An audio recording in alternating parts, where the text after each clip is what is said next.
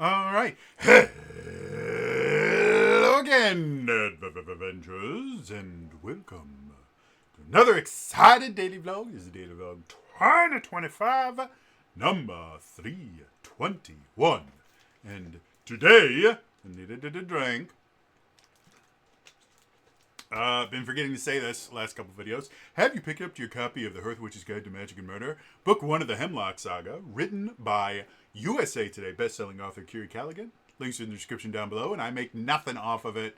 I like Kiri. She's my friend. She wrote a book. I want lots of people to read it, but this is not sponsored or promoted or anything like that. It's just me bragging about my friend's book and wanting you to buy it. All right, so yesterday, I gave an update on one of the issues that I've been having with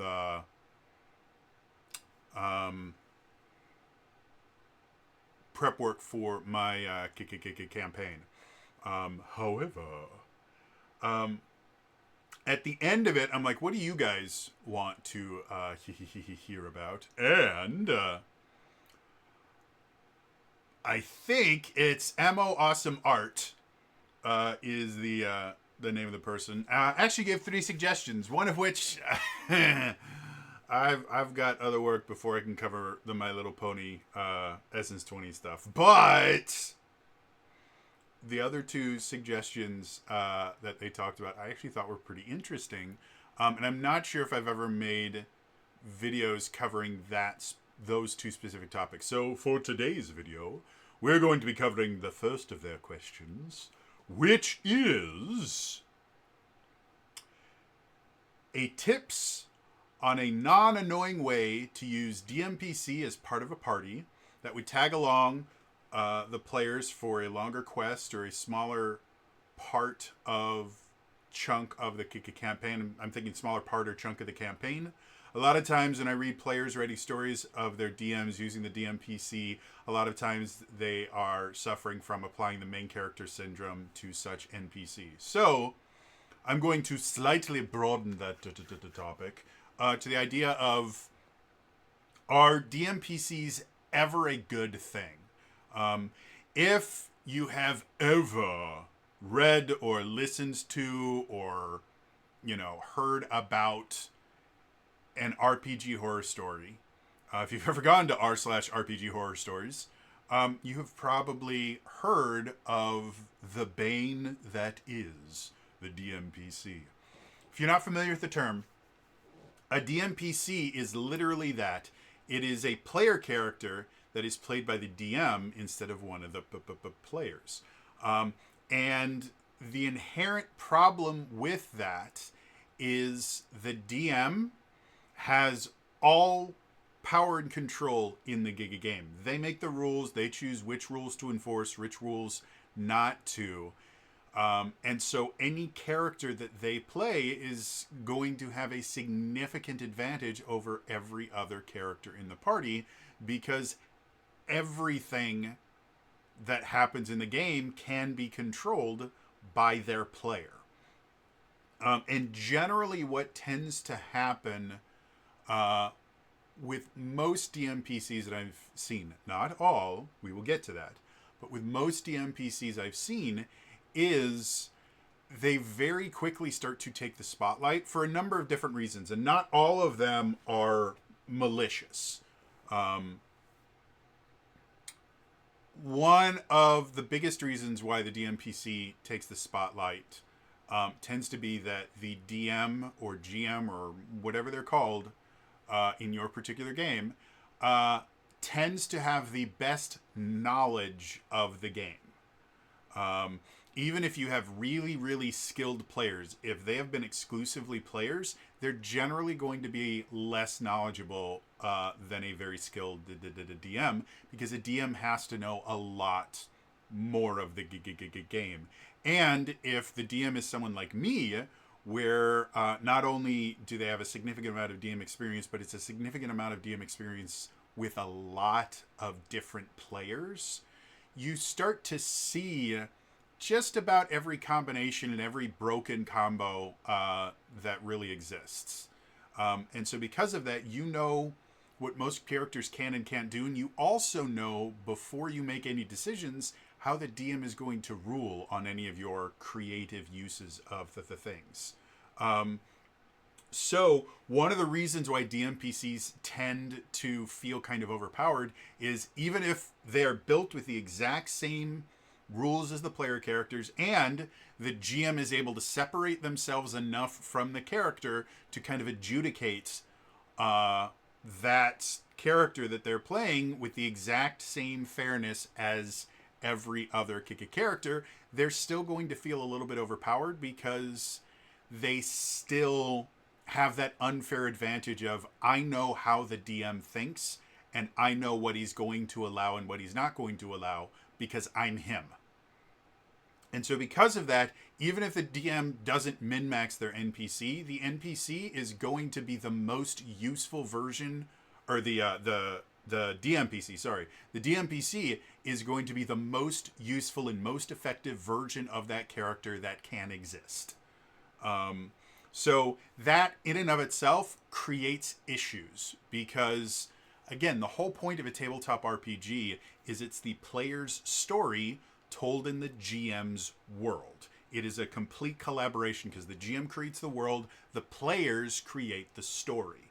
And if either side is getting too much of the creative duties, it starts to just not be as much fun. If the GM is creating the story and creating the world and running a character, then it basically turns into the GM's novel that the players are just kind of experiencing. If it's the other way where the players are kind of absolutely driving everything, which is extremely rare, but I have seen it happen where you just have a very kind of assertive player who goes, oh, I think this world should have this and this and this and this and this and this and we should do this. It does happen. It's just very, very rare. Then the GM at that point starts to feel more like a referee and a random number generator than a game master. And neither of those two things are exceptionally fun. So what happens when the GM, who's supposed to be creating the world while the players create the story, now also gets to partially create the story? Well, bad things happen. Now, the other thing that can happen that tends to be a little bit more malicious, though can be unintended as well, is the DM starts creating a lot of plot lines that involve their DMPC, and the story very quickly starts to center around the DMPC as opposed to any other players. Now, again, a lot of people will immediately jump to the idea of, oh, that's the malicious aspect of it. Oh, that's just a selfish person and he's just trying to steal the thunder and he should just go write a book if he didn't want other people to live in his story. Well, technically, yes, that can be a thing, and that is a thing. I have seen it happen. However, there's also the idea of when you're doing your prep work, especially for like big story moment prep work, if you're someone like me, when I'm doing something big that's going to involve the characters, I have every single one, every single player character that I've had in one of my games. I have like a Word document or something editable, saved of their backstory that I can go in and check any time that I need to. I have one player that will regularly send me little short stories that they write for their characters' backstory. Nothing like they're not like dictating the adventure going forward. No, what they're doing is just fleshing out their backstory, and the way that they do it is they write these little short stories, and they're really great. They're really fun. Never. Here's a tip from an old grizzled dungeon master: if your players are excited enough about their characters that they're writing stories about them, do not discourage that. Because all it'll do is get the player significantly less enthused. If they're writing stories that are infringing upon like other characters, other players, or they're trying to kind of write what happens in the game, then you redirect that going, hey, love the fact that you're making these little short stories. They're really, really great. If you want to keep them if you want to keep doing them, keep them about stuff that happened before the campaign to kind of flesh out your character. But don't write about stuff that's happening during the campaign, because it may or may not happen depending on how the dice, depending on how everyone else does it, and then it just starts feeling frustrating.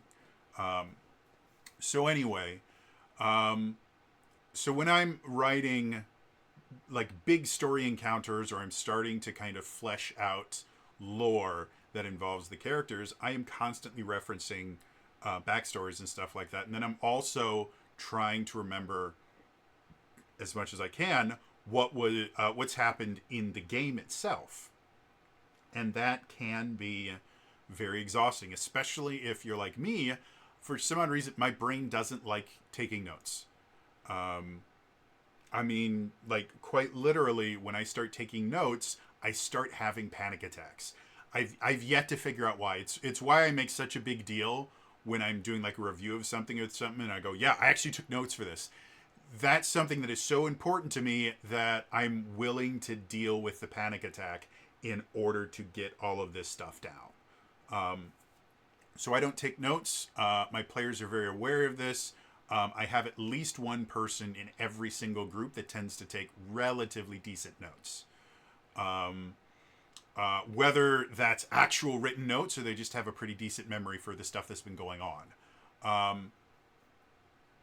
So when again, getting back to the same sentence I've tried to end for like 10 minutes, when I'm writing story stuff, it can get a little bit annoying having to constantly go back to backstory stuff and then have to figure out what happened. And it can be significantly easier to just write stories for the characters that you just remember their backstories better. This is another reason why you sometimes might see a character just getting more spotlight than the other characters. Because it may just be that it may have nothing to do with like, well, they're my favorite. It might have everything to do with the fact that their backstory for whatever reason is either easier for the DM to remember, or they have an easier way to look it up and things like that. Or it could be that they're playing favorites as well. That's a thing that happens. So for a DMPC kind of becoming the main character, sometimes it's just the fact that, well, that's the story that I'm most familiar with. And so they will naturally write that. Again, it also can be main character syndrome coming from the DM. But and then the kind of final reason why DMPCs start to become problematic is they can be unfair. And this one tends to be pretty exclusively on the kind of malicious aspect where the DM has to kind of do this intentionally. Which is basically the DM is able to build a character that gets magic items that other players don't, or they get access to character options that other players don't, or the DM rules certain abilities work in certain ways for the DMPC for whatever reason, or they have some massive connection to the lore that gives them an unfair advantage somewhere in the story. Like, those are all things that can happen with DMPCs, and so because of that, the term DMPC has become kind of a really, really negative term in the TTRPG space in general.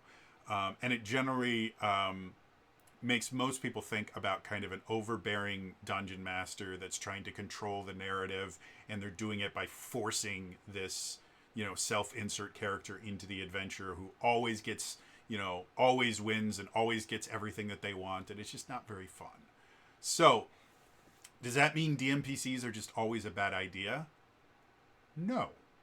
I played in a campaign where they had a DMPC that actually worked relatively well. But it takes an active effort from the dungeon master or game master in order to prevent it from becoming a problem. Because my humble opinion, if you put a DMPC into your campaign, it will naturally unbalance things. again, I gave the reasons before, but just if you don't take any steps to limit them and do the, then naturally the DMPC will be a problem. It's just how it is. So if you want to use a DMPC for whatever reason, you have to actively work towards ensuring that it's still the player's story.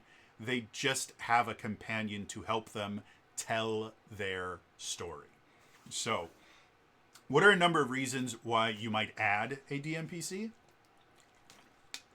Well, the campaign that I played in that had a DMPC, the reason that they had that DMPC was the party itself was missing a crucial role. If I remember correctly, the DMPC was kind of a support healer style character. And it was a 5e game, and playing a healer in 5e really isn't the greatest thing in the world. It's kind of boring, and 5.0 D&D 5th edition, healing was just really not all that effective, and so a lot of times you just felt like you were extending the fight, and stuff like that. You never really felt like you were doing anything. But for a DMPC that's just meant to be there to help the character, the other players, it worked relatively well. So if, and this really depends on the TTRPG that you're playing. Like 5th edition, you don't technically need a dedicated healer in 5th edition. In fact, in 5.0, having someone that their sole purpose was to heal was kind of a waste of time. With the fact that you can heal using a short rest, and quite a few different classes get ways to self-heal. And really, the best use of healing in 5.0 was basically just bringing back somebody that had been rendered unconscious. You really don't need it that bad, but it can be helpful.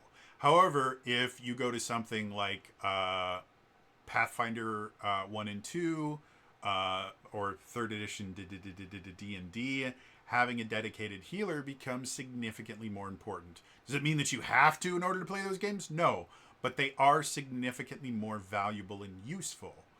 The same can be true if you do have a party that is very kind of role play focused.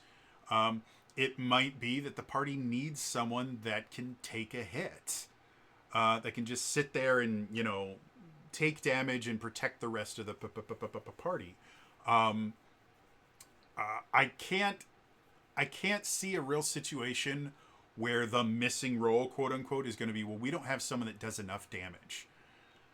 In general, if your DMPC is just there to do extra damage, they're going to hog most fights.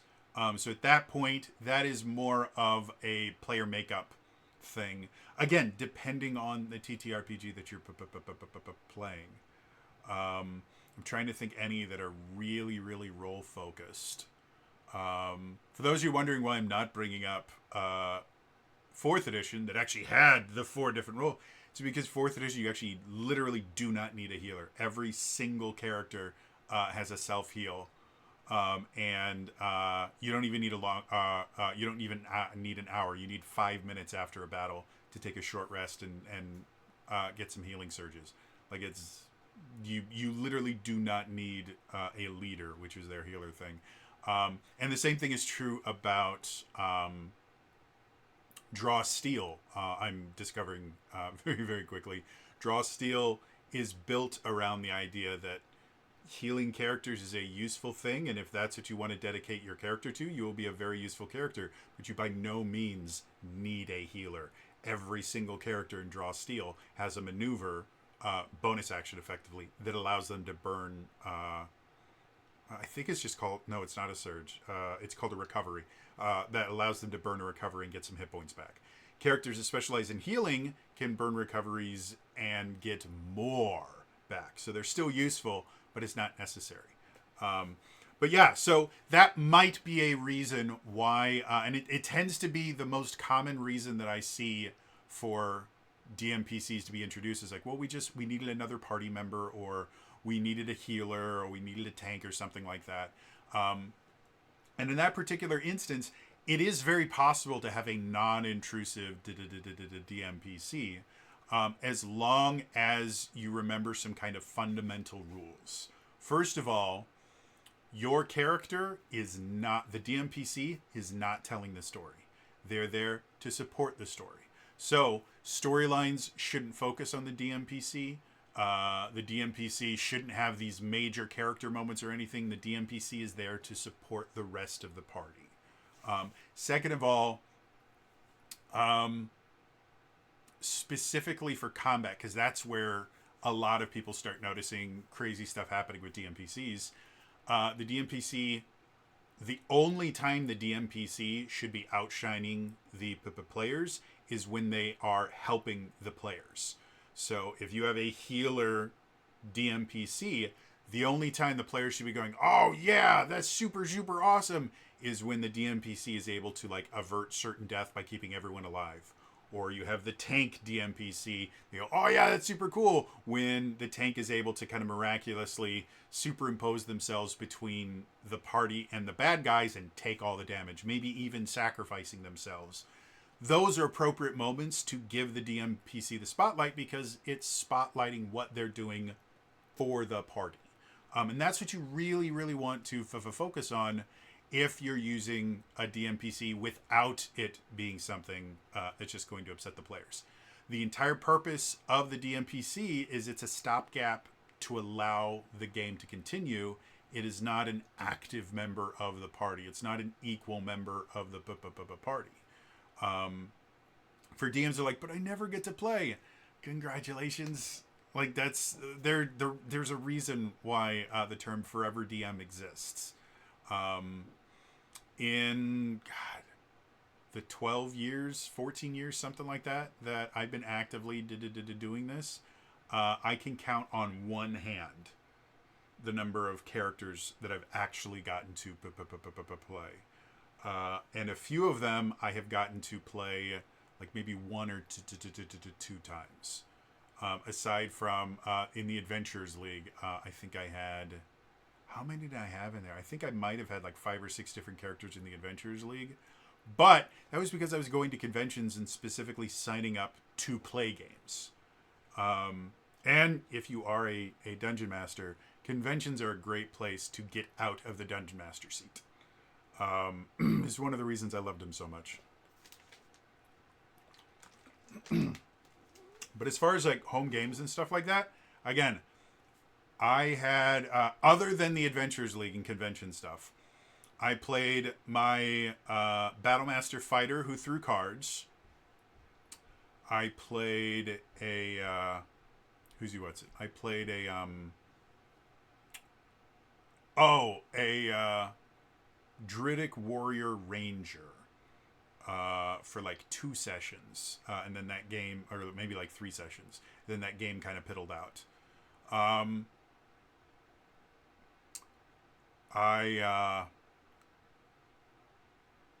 I played some one-shot characters. I played my defensive monk in an open legend game. I played a Call of Cthulhu game where none of us really understood how to build characters, and so we built a bunch of characters that had like a 20% chance of doing anything. So we didn't understand how percentile dice worked. And then I played an Avatar, The Last Airbender KK character. So yeah, 5 total characters, and 3 of those were in one-shots. So yeah, I get it. You have lots of ideas for characters you don't get to play very often. I get it. I feel you. Welcome to being a Dungeon Master. If you're so intent on actually playing a character, then you need to do that. You need to find a place where you can play a character and not run the game. You can't do both at the same time. So that being said, if you're introducing a DMPC, whether it's going to be someone that is a permanent member of the party, or it's just for a small portion of the adventure when something's going on. Maybe you had a player that had to drop out for a few months due to school or work or something like that. and instead of just pausing the game for months, you went, well, we'll introduce a DMPC to kind of pick up the slack, and then we'll come back later. Again, the entire purpose of the DMPC is to make it so the players can keep playing, not so that the DMPC can be this amazing, powerful, wonderful character.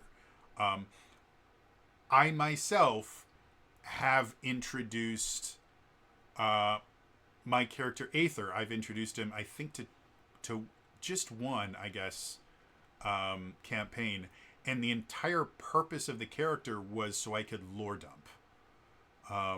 Because the players were missing a lot of really crucial information that they needed to be able to kind of continue playing. And so I just had this NPC show up that was a traveling assassin that had done a lot of research on what they were dealing with, and I just lore dumped with him. Anytime an obstacle would come up, there would be an equally difficult obstacle that my character would take care of on their own, so that they were never stealing the spotlight from the players. If they got into combat, my character is like, okay, I'll take care of these guys, you guys take care of this. And so I never had to deal with them in combat, and I didn't have to worry about, just again, because I knew the game exceptionally well, I never had to deal with the fact that my knowledge of these characters and my ability to understand how to play the game, and the fact that I knew what the DM was going to rule on every single roll, would have made the character super overpowered. Yeah, if you want a DMPC to actually be a part of it, they're a support character. They're there to help the players tell a story. That's not to say they shouldn't have their own backstory. And it's not to say that the players themselves can't get attached to the DMPC, but players can get attached to NPCs as well, that have interesting, unique stories and creative voices behind the character and things like that. And that's really what you should be looking at with any kind of DM insert character, is they're there to further the player's story. Yeah, like I said, anytime something is going on, it should be the players that are doing it. Things like puzzles. A DMPC can solve every puzzle in the game instantly because they know how all the puzzles work, because the DM created all the puzzles. So having the DMPC sit back from puzzles, or again, what I used to do is my DMPCs would sit out from combat. And I would do that intentionally by saying, oh, well, you guys are attacked by like 12 guys. And it's like, okay, my DMPC is going to take this 6. You guys take this 6. Or whatever I had to do to give my DMPC something to do while the players were dealing with their own shit. So yeah, I think that's really the only effective way to run a DMPC, is they are introduced to solve some sort of a problem. Not just like, oh, well, I want to play. No, there needs to be a purpose for the DMPC to be in the party. And then second of all, they are there to support the party and help them tell their story. The DMPC does not have their own story, aside from the same amount of story you would give to any NPC that the players happen to encounter. They're not there to be telling their own story, doing their own thing. They're there to make it easier for the players to tell their story. So yeah, interested to hear from you guys. First of all, have any of you guys ever had the experience of dealing with a DMPC? And was it positive or negative? Or, on the flip side, have any GMs out there ever tried to use a GMPC? Did it work well? Did it work poorly? What was the thing that you enjoyed about it? Let me know in the comments. Otherwise, again, that's going to be all for me today, and I will see you guys next time. All right? Bye-bye.